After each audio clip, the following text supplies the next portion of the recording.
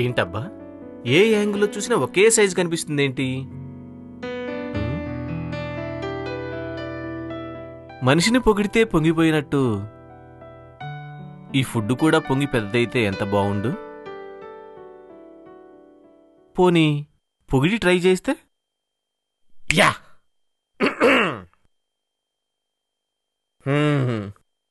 Bread మాత, నీ లీలలు ఎన్నని చెప్పను. నువ్వు ఇంట్లో ఉంటే పరువు, కనపడకపోతే కరువు, ఇక్కడ చేరితే బరువు, చేరకపోతే దరువు, నువ్వు చేరితే చెరువు, అవుతావమ్మ ఎరువు. నిన్ను కాదనే మనిషి ఎవరు? కాదంటే కష్టాలు ఏకరువు.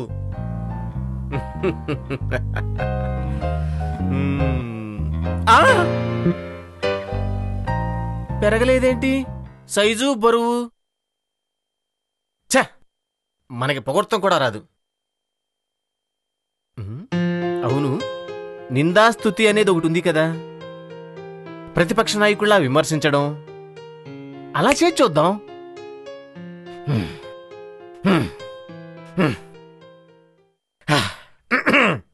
నీ పిండిలో కల్తీ, నీ బేకింగ్లో కల్తీ, నీ కోసం శాల్తీ అవుతాడు గల్తీ. చాల్తీ.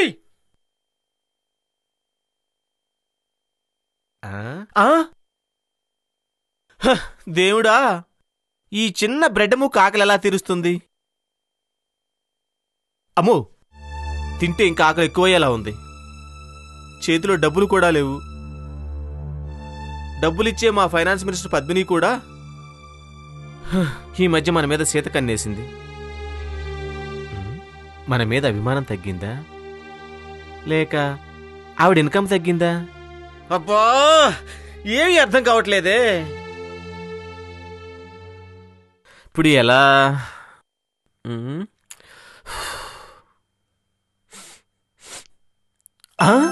ఉప్మా కళ, కలగడ్డానికి కూడా ఓ లిమిట్ ఉంటుంది. పద్మిని గారికి మనకి ఉప్మా పట్టడం తప్ప వేరే పని లేదా?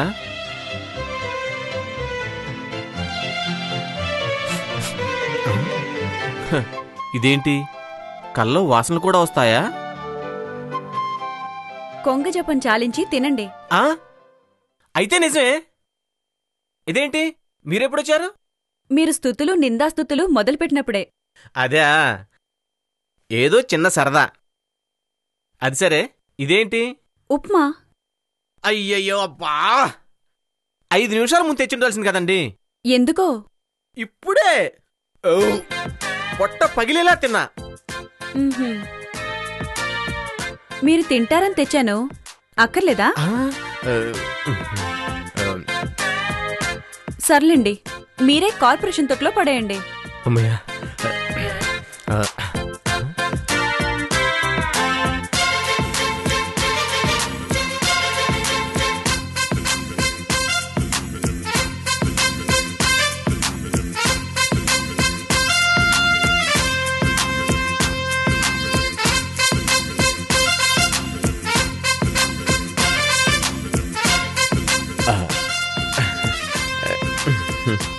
ఏం చేశారు? కుప్పతొట్లో పడేశారా? ఇంచుమించు అలాంటిదే. ఈ తొట్లో పడేశానండి. చూడండి శివ, అయిన వాళ్ల దగ్గర, ఆత్మీయుల దగ్గర ఇలా మొహమాట పడితే ఇంక మనసులో మాట చెప్పుకోవటానికంటూ ఎవ్వరూ మిగలరు.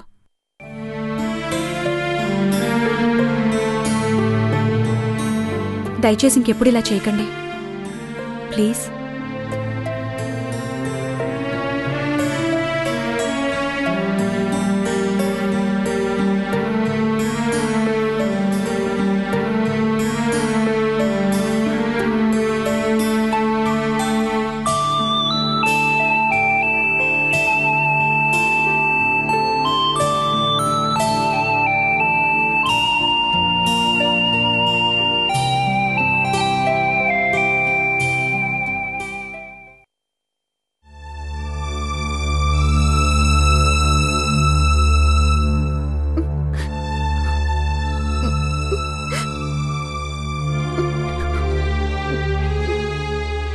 ఇంకా ఎవరు రాలేదేంటి?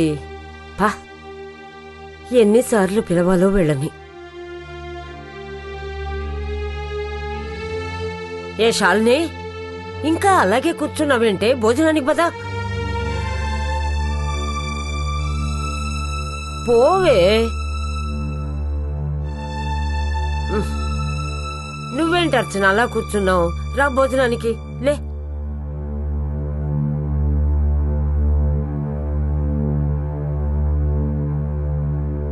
పల్లవి, పల్లవి, నిన్నేమన్నా సపరేట్గా పిలవాలా? రా భోజనానికి. ఆకలిగా లేదన్నాగా, వదిలే. ఎందుకు లేదో నాకు బాగా తెలుసు. నువ్వు ఇక్కడ ఏడుస్తూ కూర్చుంటే అక్కడ వాడి మీద జాలి చూపిస్తారా? రా.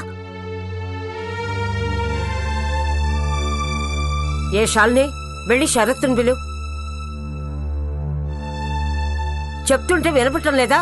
వెళ్ళి పిలువు.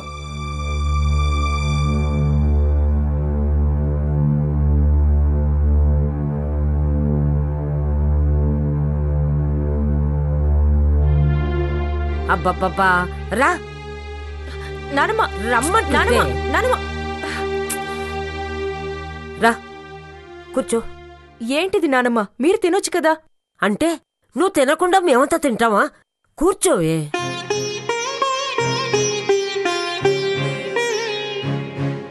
మామ, నాకు ఆకలిగా లేదు. ఏమైందే మీ అందరికీ? బాధ నాకు మాత్రం లేదా? మీ ఒక్కరికే ఉందా? కూర్చో, కూర్చోవే. రాగిని,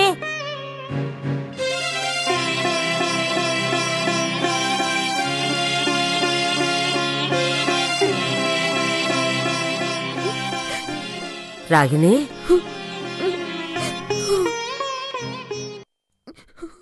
ఇలా ఏడుస్తూ కూర్చుంటే వచ్చిన బాధలు పోతాయా చెప్పు?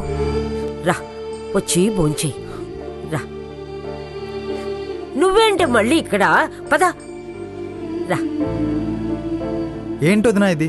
తిను తిను అని చంపితే ఎలా? ఏదో కంపల్సరీ క్వశ్చన్ లాగా తినబుద్ధి అవ్వాలిగా. సర్లే, డోల్ వెళ్ళి మర్దలతో మొరపెట్టుకున్నట్టు నాకు చెప్తావే?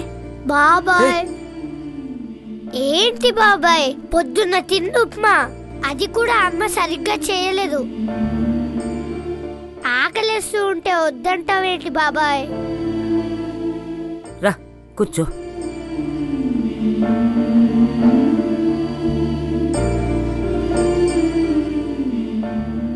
శాలిని, మల్లిక ఏది?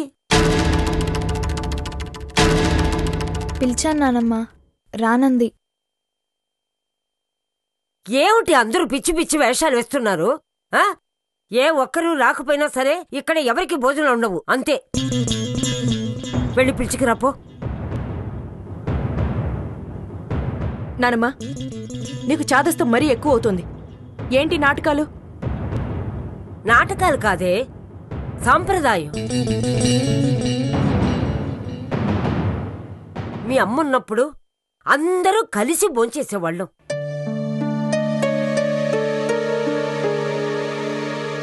ఇప్పుడు కూడా అదే పద్ధతి జరగాలి, అర్థమైందా? మనిషి పోయినంత మాత్రాన మంచి పోదుగా.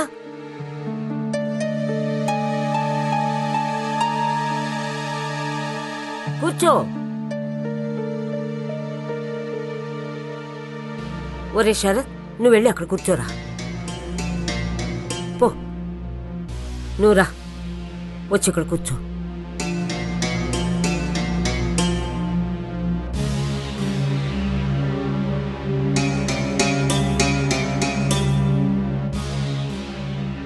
ఏమిట్రా అందరూ సైలెంట్గా ఉన్నారు? అందరూ కలిసి వడ్డించుకొని తినండి.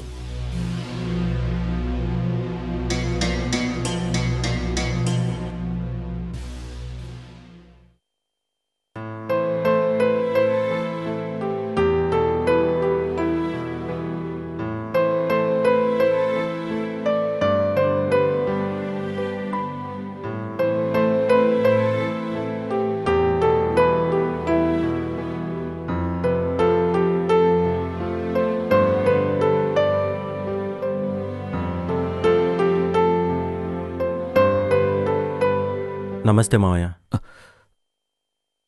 రా కిషోర్, ఎలా ఉన్నావు? నేను బాగానే ఉన్నాను. మీరు?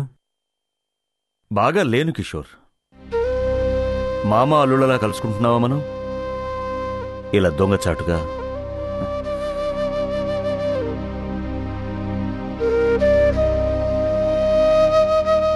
సారీ మావయ్య.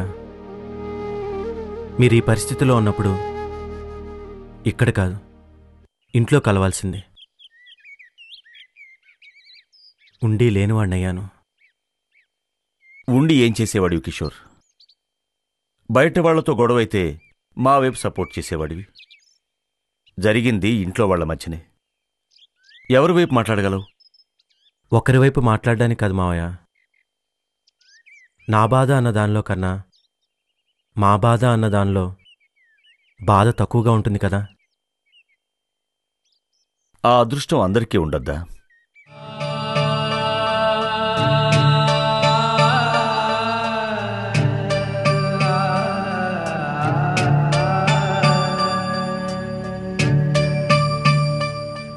కొడుక్కు మేలు చేద్దామన్న ఆలోచనతో కళ్ళున్న ధృతరాష్ట్రుడయ్యాను.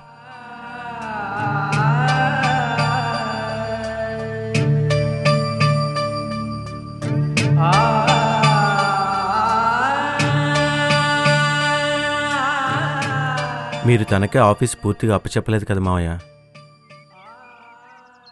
నాతో కలిసి పనిచేసుకోమన్నారు. నువ్వా మాట నన్ను ఓదార్చటానికన్నా నిజం మాత్రం అదే.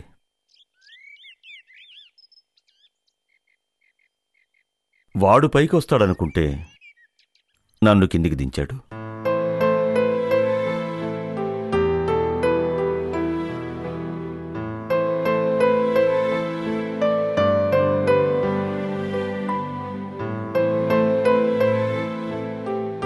It's all right.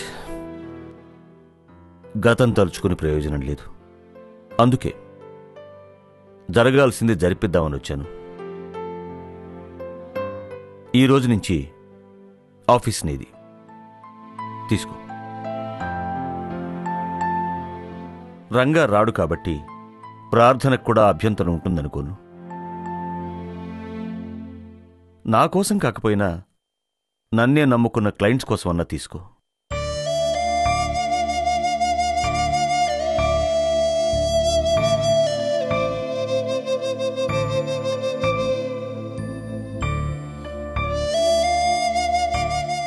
నీకే సలహా కావాలన్నా అడగొచ్చు. రంగా కేసు గురించి నువ్వు ప్రార్థన గొడవ పడద్దు. అది కాదు మావయ్య. కిషోర్, ఇంతకన్నా చెప్పలేను. నేను అలసిపోయాను.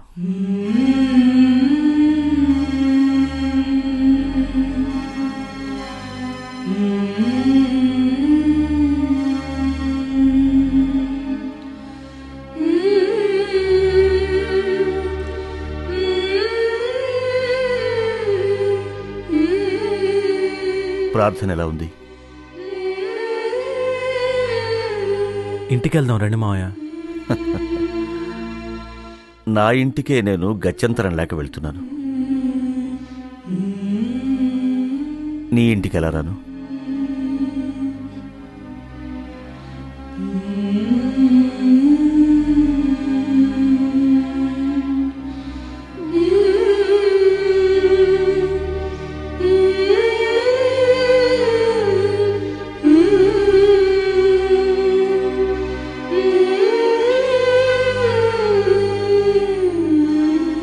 నమస్తే సాంబశివరావు గారు. నమస్తే రాజశేఖర్ గారు. ఏంటిది, పేపర్ చూసారా? I'm sorry sir.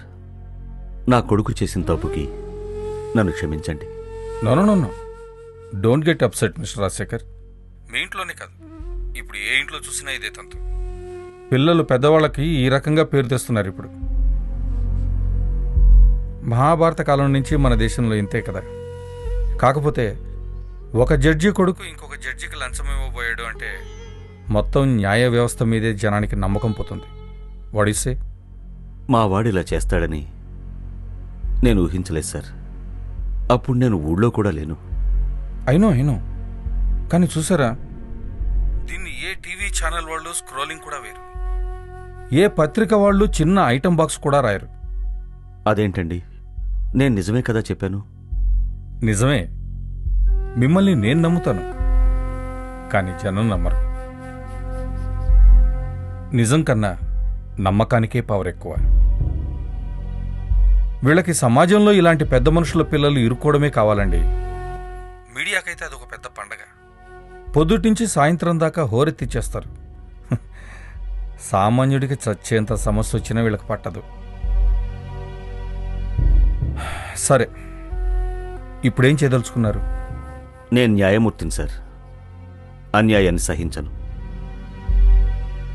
న్యాయం అనిపించే నిర్ణయంతో మిమ్మల్ని కలుసుకుంటాను. ఇట్స్ ఆల్ రైట్, రండి మాట్లాడదాం. బాయ్.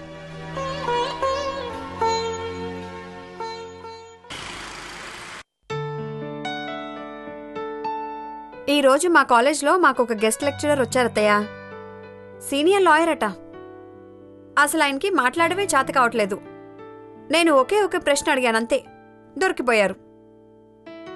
మరి ఆయన కోర్టులో ఎలా వాదిస్తారో తెలియదు, కానీ నాకైతే ఆయన ఇంతవరకు ఒక్క కేసు కూడా గెలవలేదని అనిపించింది.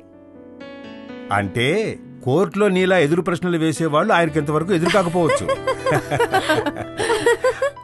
రారా కిషోర్, టిఫిన్ చేద్దు కానీ రా. తీసుకో.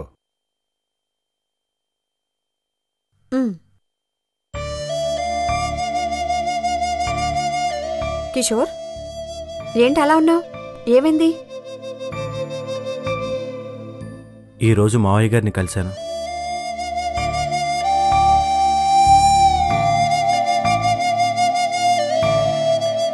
అవునరా, ఎలా ఉన్నారాయన? బాగా డల్ అయిపోయారు. పాపం, మనం ఒకసారి వెళ్ళి పలకరించి ఉండాల్సింది. ఏమని పలకరిస్తాం, ఏమని ఓదారుస్తాం? ఏ విధంగా చూసినా మనకంటే పెద్ద స్థాయిలో ఉన్నాడాయన. ఏమిటో, ఇంతకీ ఎక్కడ కనిపించారా? వచ్చే దారిలోనే. చాలాసేపు మాట్లాడారు. మరి ఇంటికి రమ్మని లేకపోయావా? రమ్మనొచ్చు, కానీ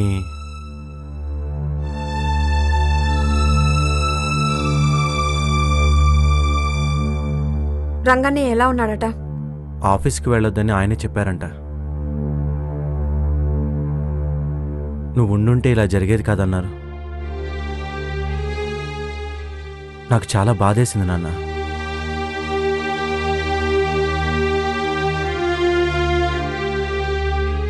అందులో నిజం కూడా ఉంది నాన్న. మావయ్య గారు నేను లేకపోవడం చూసి ఎవరో కావాలనే రంగనాథ్ని ఇందులో ఇరికించారు. ఇప్పుడు అవన్నీ ఎందుకు? అదే, ఇక మీద నుంచి ఇలా కాకుండా ఉండాలంటే ఉండాలంటే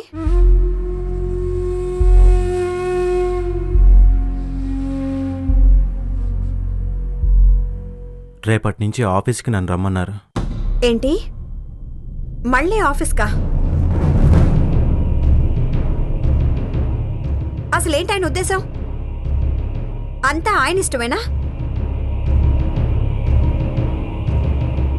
ఇప్పుడు నువ్వేమైనా పనిలేక రోడ్డు మీద పడ్డావా? నువ్వు రానని మొహం మీద చెప్పుండొచ్చు కదా. స్టాప్ ఇట్ ప్రార్థన.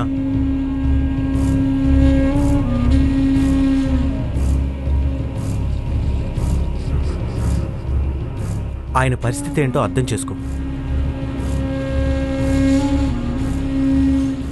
కొడుకు లంచం కేసులు ఇరుక్కొని జైలు పాలైతే మనిషి అన్నవాడు ఎవడైనా ఆయనకు సపోర్ట్ చేస్తాడు, చెయ్యాలి కూడా. నువ్వేం చెప్పావో ముందు అది చెప్పు. నేనేం చెప్పలేదు, చెప్పే అవకాశం లేదు. ఇవిగో ఆఫీస్ తాళాలు, ఇవి నా చేతికిచ్చారు.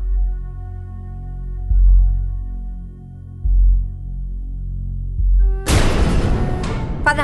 ఎక్కడికి? పద వెళ్దాం. ఈవేళ ఇప్పుడు ఎక్కడికమ్మా?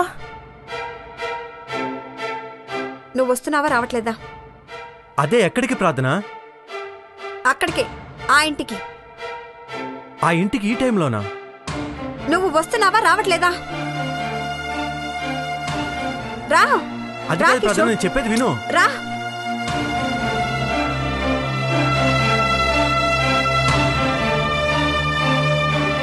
అమ్మ ప్రార్థన,